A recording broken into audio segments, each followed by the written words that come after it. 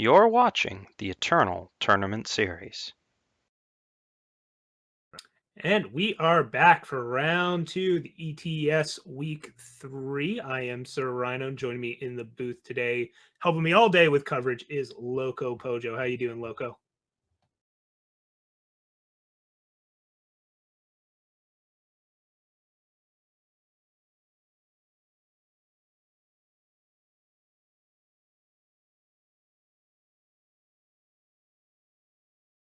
Yep. So Danabor made a great showing with this style of deck last week. Got to the finals of last week's Open with it. So running it back, serving them well, enjoying the deck. I can respect that. And then Drolicheck bringing just 3-faction mid-range good stuff, right? You've got your flavor of Dawnwalker, but pairing Statuary Maiden with it, Trailmaker powering it all out, providing influence and jumping you to that 4-drop spot quickly, and lots of big dinos to top it all off. World Bear, Behemoth, Predatory Carnosaur, Heart of the Vault, all up there. So the hits keep coming, and they won't stop coming from Drolicheck. That's the play.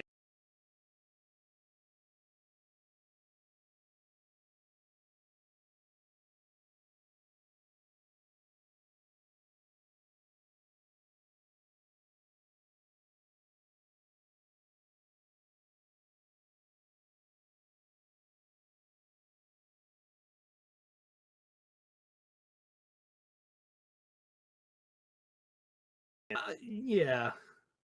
Mm-hmm.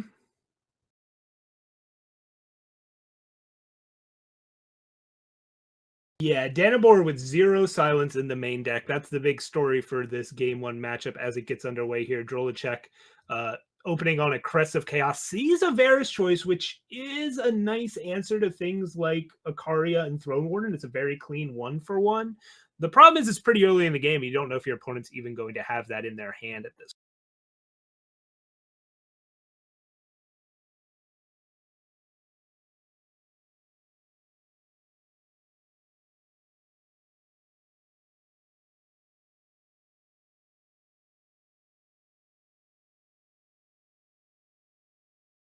Yeah, also only has 2 Dark Returns, and they're already in his hand just 10 cards deep. That's not a great spot. This is more of a, it's not quite as proactive as Drolicheck would like to be. No, turn 3 Dawnwalker will be a huge sigh of relief from Danabor.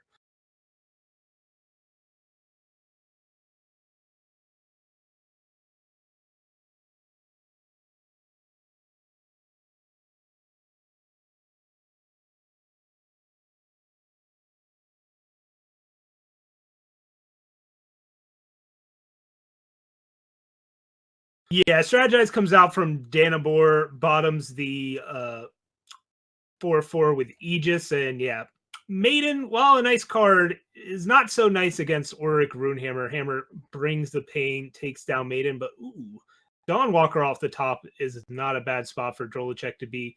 And opts to hold on to Torch here rather than use it on the Hammer. But going to use it here. Okay. Wants to keep that Dawnwalker on the board, waiting for Danabor to swing so that he can't swing with a follow-up weapon. There was the risk that if Danabor had a Throne Warden, it would have preserved the hammer, but Drolicheck felt that that was acceptable risk.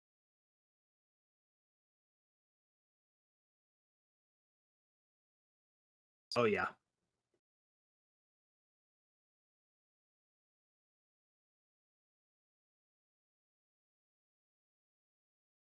And that's why we saw Dawnwalker get preserved with Torch, because of this initiation in hand. Now, if you initiate Dawnwalker, it makes your Dark Returns much stronger, and it gives you a natural answer to Ikaria. Although we see Varus Choice come out here and whiff, and now Drolicheck will opt to not even go with the killer Dawnwalker. Maybe go with Wisp to try and get a second unit on board.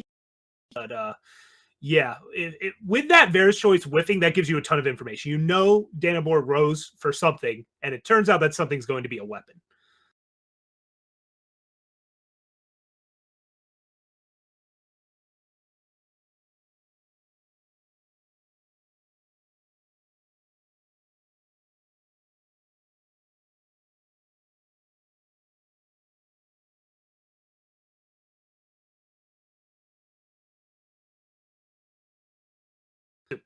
Depleted power is the draw here from Drolicheck, so can't use Dark Return on something like Maiden here. Also, that draw for turn from Danabor was sort of a Caria, so still disguising exactly what he rose for, though I think by this point Drolicheck has figured out that Daisho was the weapon of choice, and it's going to be a tough spot for Drolicheck here to.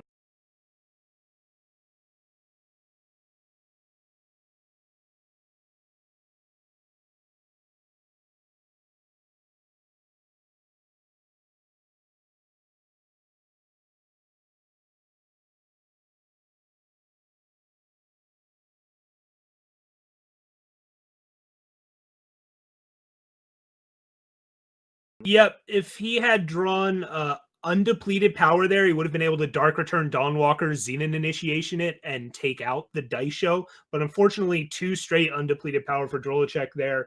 That is one of the downsides of running 3 faction is your sigil slash depleted power count's a little low. And he opted to go with a seat power base rather than a banner power base, even with all of these units in the. Saw how that kind of hurt him there.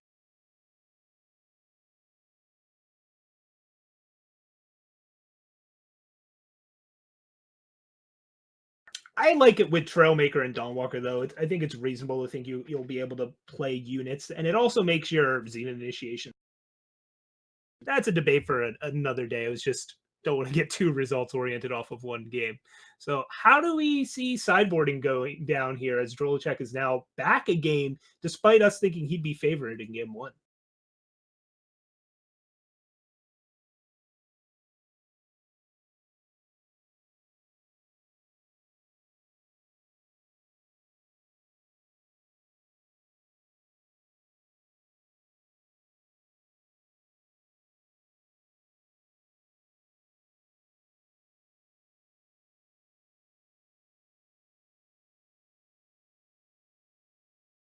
Flamestoker is generally very good against harsh rule style decks. The problem is it doesn't provide units that can block weapons, but it provides units that can take out weapons. So if you have other things to get in the way on the crackback, it can be a really powerful tool, especially when Danabor only has one Caleb's Choice in the sideboard as an answer to it. So I kind of like the idea of going in on this kind of Flamestoker, DO, just load up on units and let Dawnwalker plus Flamestoker carry you to the mid to late. Make sure that they can't kill you with a Caria.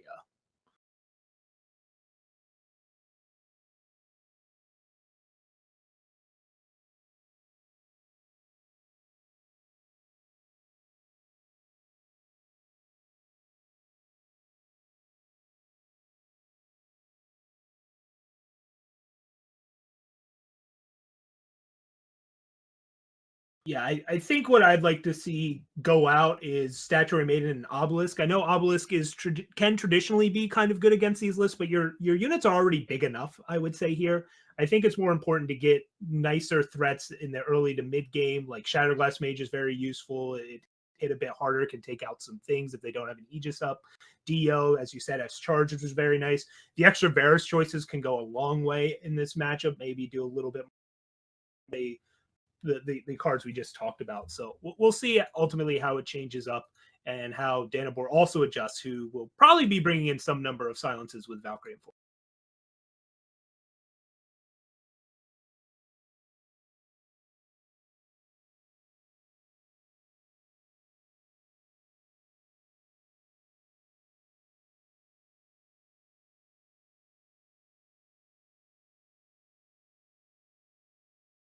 One sec, guys. All right, so here, Drolicheck opening on a crest and sees a shadow source off that first crest. Though I can't tell if it went to the top or the bottom, but he already has a shadow source in hand, so it looked like he bought. We see the obelisk stayed in. So I'm still valuing the ability to augment his threats a little bit more with that. Maybe once you cut all the cards, there just were some obelisks remaining. Meantime, on the other end, Danabor, well, there's that Flamestoker. Danabor's got a couple torches. Doesn't hit a whole lot in Drolicheck's list, but it can hit this friendly wisp. Although I think Drolicheck's going to try and save that to combo value. There's no real use in playing out a 1/1 flyer when your opponent could just untap and play a Sword of Ikaria down. Yeah, we have the Xenon Obelisk available here, which would be a pretty solid option, but I'm not sure if that's going to be helping all that much. Like we got a little bit going on here. Yeah, this turn we'll see the obelisk come down. It's not like we're gonna see Friendly Wisp plus initiation. Well, maybe we're gonna see Friendly Wisp to try and set up the World Bearer Behemoth. Is what's going on here. And Danabor could torch it, but has a Sword of Ikaria in hand, which doesn't get a whole lot done against most of the threats in Drolicheck's deck. So we'll be pretty happy to use that instead here, and then combine that with a torch on a future turn, or at least hopefully combine it with a torch on a future. Ooh, this is an interesting spot for Drolicheck. Yeah, there's the World Bearer Behemoth on 5. He's got the Flame Stokers ready to rock and roll, so he's definitely got a good sort of aggressive option going on. Yeah. In the meantime, Danabor's sitting on some harsh rules. He's got the Rise to Challenge, so he can start looking for stuff, but he really doesn't want to have World Bearer Behemoth stick for even more than one turn. So he's going to Wisdom here, and that's going to delay him even further, meaning he's going to have more problems. Oh, but he finds Vanquish. So. Yeah, and the thing is, Drolicheck opted to play his undepleted power to get Behemoth out that turn. If he had gone Crest of Chaos, he would have guaranteed set up a Flamestoker next turn. And now this is the issue I had with Obelisk in this deck. It's just not a threat. And your threats were already good enough on their own. And now Drolicheck just plays Obelisk for turn, staring down a sword. And this Flamestoker could end up doing some work, but it might not be enough if Danabor brings enough pressure here. Yeah, I really like the Obelisk for getting your units above 6 health, but beyond that, like, you only need one of them, and at that point, like, it's really hard to justify even keeping one of them because you just don't need to draw more than one copy. And when you have more threats that come at or after 4 than before that, the value of Obelisk, I think, really decreases. But, drawing 2 is certainly unfortunate. There we see the dice show get risen for, and this is the problem I highlighted with Flamestoker. It can answer weapons slowly, but it doesn't leave bodies behind to block, and that means this dice show is going to have a clear board to rip through. Yep. The main issue here is that Drolicheck, Danabor's holding on to 2 torches, so he is going to be able to just die show and win. I don't think that Drolicheck can really play anything that'll stop that. The die show basically just deals 14, and then he's got the torches immediately, so yeah, it's pretty rough at this point. We're probably going to see Drolicheck go down. Trailmakers will set up a little bit, but they probably just draw 1 torch, and he needs to draw both torches to actually prevent himself from dying to the Starshield die show. Yeah, this is not looking good for Drolicheck here. Danabor, in the meantime, has got some decisions to make. Goes with throwing down Throne Warden, even though that armor may not end up being all that useful. It's still some health. 6/6 Infernus comes down. Drolicheck can give it a killer if he wants to. That'll also, guarantee preserve some more of his life total by killing the Throne Warden. So I think that's what Drolicheck's debating here, is whether or not to use initiation on this Infernus to take down the Warden. Yeah, his other option is Obelisk into Trailmaker. He plays the seat and he gets a full +2/+2 bonus, which is still not enough to kill the weapon on its own, but it's pretty solid for just pushing that much damage. Yeah, well, he could then also play another Obelisk, and that would buff the Infernus all the way up to a 9/9 and buff the Trailmaker up to a 6/5, which is pretty big. So instead opts to initiation the Trailmaker.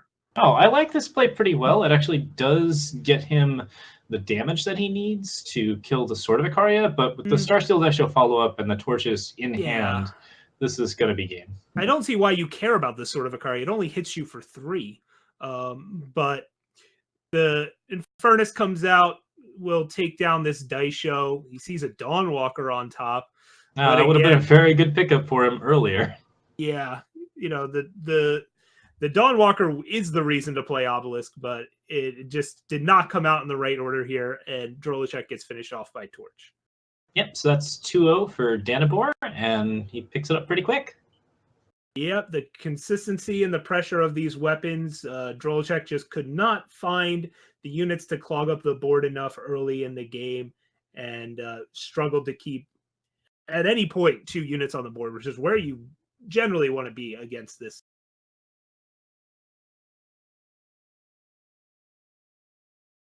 Yeah, it's a fairly solid setup, and yeah, it should be just overall like that. That deck has some difficulty getting ahead of the value of the Armory deck.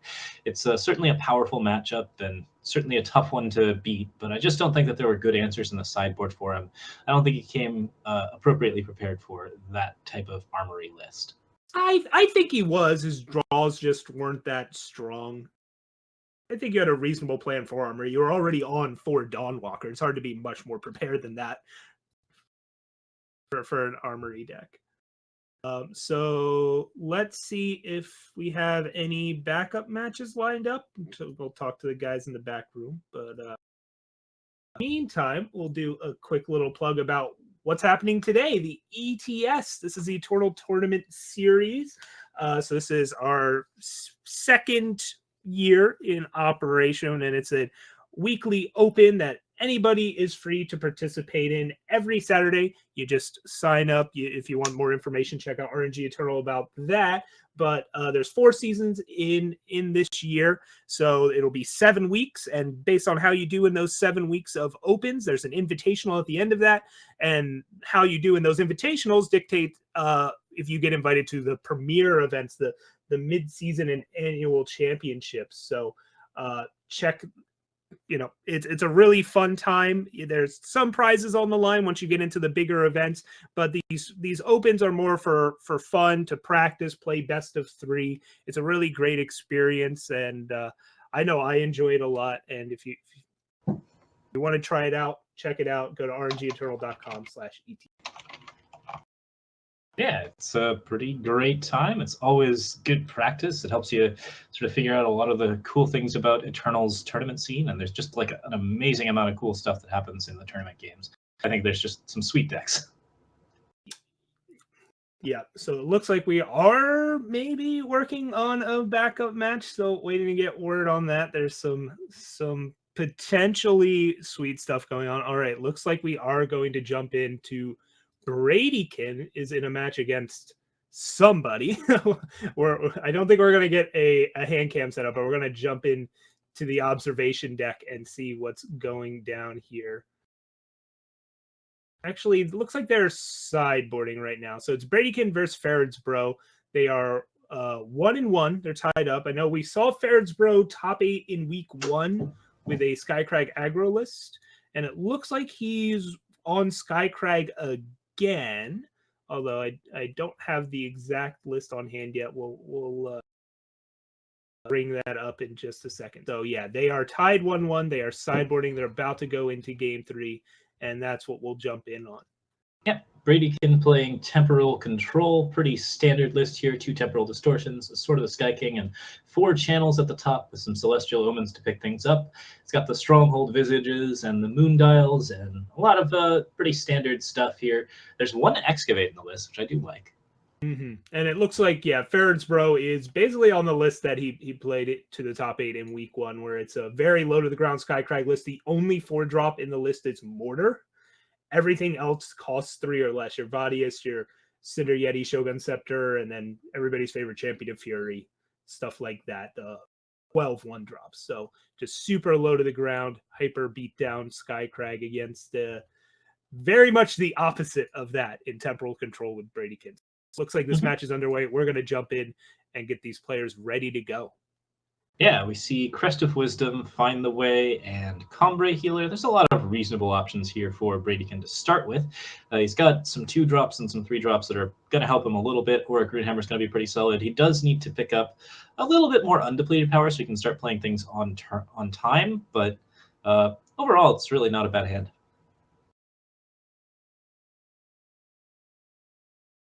Yeah, and I don't think we'll have a hand cam for Farodsbro, but spoiler alert, it'll be cheap units with burn spells. Yeah, lots of those. Combre Healer is going to be Bradykin's star card here. Worst card that you could pick up is Moon Dial, I think, but probably sided that out. So yeah, overall, like there's just a lot of good stuff that he can get to at the top that he probably doesn't want to draw early, and beyond that, I think he mostly just wants to not play any Nightfalls and give Farodsbro more cards. Yeah, this is post board, so the bad cards for the matchup will be out, and it means Farodsbro actually could have brought in more disruption. He has 1 Backlash, 3 Caleb's Choice in the sideboard, so even things like Auric Runehammer are not guaranteed to take things out, even through like normally like it can ignore a Torch or the Rock Slide the turn it comes down, but not if a Caleb's Choice is up for Farodsbro. So Farodsbro's hoping to get a 1 drop down, a 2 drop down, and then from there try and just keep up disruption, keep Bradykin on the back foot. And as you said, the Combre Healer is very nice, but if Farodsbro has a Permafrost or Cinder Yetis, it's not going to be able to do a whole lot. I'm very glad that people have finally started picking up Cinder Yeti. It's an incredibly powerful card, and it's certainly been pushing a lot of the aggro decks into the format in a pretty big way. Yeah, it was one of the most played cards when it first came out, and has held on to that as a staple of a lot of aggressive fire decks, and even some mid-rangey fire decks are happy to play a Warp Unit with that kind of ability. Yeah, we see 2 Crests of Wisdom. We see the Find the Way here. Combre Healer looks pretty solid. I think I'm fairly happy with what Bradykin's got going on. He doesn't get the 3rd power on time. He's going to have a little bit of an awkward time with his power, but for the most part, he's going to be able to play Healer on 3, and that's one of the most important parts. And Sword of the Sky King, did that get kept on top? I realize it's a really useful card, one of his few probably ways to gain a lot of life, but maybe I missaw that. No, he kept Sword of the Sky King on top. All right. Bradykin has big plans here. I mean, it's turn 8, gain 8 life, which isn't the worst thing in the world against this deck. It certainly gives you a late game plan, which you're probably going to love. I don't know if there's a block here that helps out Bradykin. If he's worried about Pummel, then he blocks the 2/2 instead of the 3/2. But either way, he's getting a bit of damage pushed into his face. There are 0 Pummels in Farodsbro's list, so the thing he was playing around there was Rock Slide, actually. That would be the reason to block Rakano Outlaw instead. Is that what does? Yeah, I like to strategize here. He can grab a Lightning Storm. That's pretty awesome. And he can also pick up, put away his Find the Ways, which are not terribly helpful for him here since he really just doesn't want to be spending that much power doing nothing.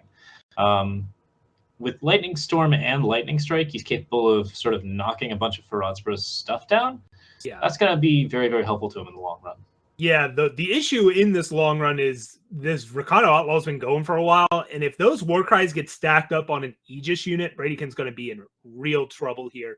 But we'll see. Lightning Storm pop some Aegises, clear the way for a Lightning Strike, and we'll see if Farodsbro has any kind of permission to deny the Lightning Strike. Nope. So down goes Avadius. Pretty good series there for Bradykin. Could have been a lot worse. Yeah, that Auric Rune. Oh man, there's the harsh rule too. He's got Stronghold Visage to set up some armor. He's got Auric Runehammer to answer things. Oh, Caleb's Choice. Farodsbro did have a counter spell, decided to let the Vadius die and instead know that he'd rather preserve the Rakano Outlaw. So really great play there from Farodsbro, knowing the harsh rule turn was coming up, keeping up that Caleb's Choice. And now we'll see if Bradykin can get in with the hammer. Yep. So no second Caleb's Choice out of Farodsbro. Nothing at all on 5 power from him. So it leaves Bradykin maybe has a shot at stabilizing here. Nope. Mortar into Torch. All right. So dead with that Sword of the Sky King and Channel the Tempest in hand. I'd like the ambition. Sword of the Sky King is how Bradykin closes out this game. So I understand not wanting to put it on the bottom, thinking he had enough to do in the meantime. But yeah, Farodsbro taking that with his Aegis units that were low to the ground and just push through just enough damage to get the job done. Yeah, a little too much greed there on Bradykin's part, but for the most part, pretty solid play. If he managed to get to the point where he could disjunction the Auric Runehammer, he might have been able to take control of the board again with Stronghold's Visage and his other answers. But yeah, deck's pretty slow, and Farodsbro was pretty fast, so that'll do it. Yeah. So GG's to both players. And with that, we won't be having any more matches this round. So we'll be taking a short little break here as we get ready for round 3 of the Eternal Tournament Series.